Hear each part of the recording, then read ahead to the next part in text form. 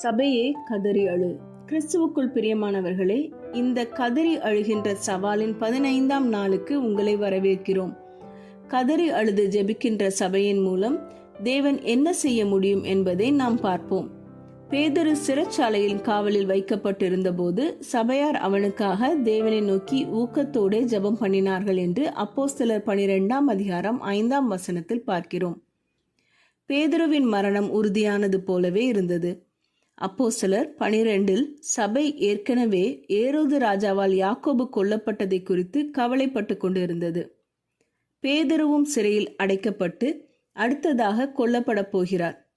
அவர் மீண்டும் தப்பிக்க கூடாதபடி கூடுதல் காவலர்களால் பாதுகாக்கப்பட்டார். சபை என்ன செய்யலாம் என்று தெரியாமல் இருந்தது. அவர்களது ஒரே நம்பிக்கை இயேசுவில் இருந்தது. அவர்தான் ஜெபத்தின் சக்தியை அவர்களுக்கு கற்றுக் கொடுத்தவர். அவர்கள் வைத்திருந்த ஆயுதம் ஏரோது படை வீரர்கள் வைத்திருந்ததை காட்டிலும் வலிமையானது. அது தீவிரமான ஜெபம். அப்போஸ்தலர் 12ஆம் அதிகாரம் 5ஆம் வசனத்தில் சபையார் அவனுக்காக தேவனை நோக்கி ஊக்கத்தோடு ஜெபம் பண்ணினார்கள் என்றுள்ளது. அவர்களது ஜெபத்திற்கு பதிலாக தேவன் தூதனை அனுப்பி பேதுருவை அற்புதமாக சிறையிலிருந்து விடுவித்தார்.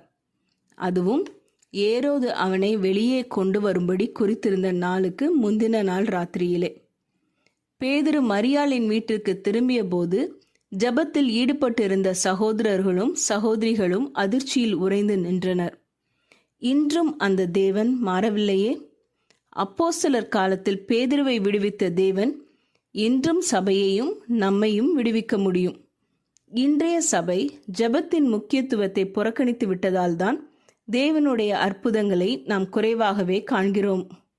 இன்றைய காலத்தில் அக்கிரமம், வெறுப்பு, நோய் மற்றும் பிரிவினையை மாற்ற வேண்டுமென்றால் சபையின் பதில் ஒருமித்த தீவிரமான கதறி அழுகின்ற ஜெபம். இந்த நாளில் நீங்கள் உங்கள் சபையில் உள்ள ஒரு ஜெப குழுவில் இணையுங்கள். ஒருவேளை உங்கள் சபையில் அப்படி ஒரு குழு இல்லை என்றால் நீங்கள் ஒரு ஜெப குழுவை ஆரம்பியுங்கள். உங்கள் சபையின் ஜெபக்குழுவின் கதறி அழும் ஜெபத்தின் மூலம் அநேக அற்புதத்தையும் அடையாளத்தையும் காண்பீர்கள். இதற்கு நீங்கள் தயாரா? ஜெபம் செய்வோம். எங்கள் அன்பின் பரமபிதாவே, நீர் நாங்கள் கேட்பதற்கும் சிந்திப்பதற்கும் மேலாக எங்களுக்கு செய்து வருகிறீர். அதற்காக உமக்கு நன்றி செலுத்துகிறோம். நாங்கள் எங்கள் சபையை உம்மிடையும் எங்கள் சபைக்காகவும் சபையில் உள்ள ஒவ்வொருவருக்காகவும் ஜெபிக்க எங்கள் ஜெபத்தின் ஆவியை தாரும். ஜெபத்தின் வல்லமையை நாங்கள் அனைவரும் கண்டு உம்மை துதிக்கும் ஸ்லாக்கியத்தை தாரும். இயேசுவின் மூலம் ஜெபிக்கிறோம் பரமபிதாவே, ஆமீன். இந்த மெசேஜ் நான்சி டிமாஸ் வோல்கமோத் அவர்களின் reviveourhearts.com என்ற வெப்சைட்டிலிருந்து எடுக்கப்பட்டது. கர்த்தர் உங்களை ஆசீர்வதிப்பாராக.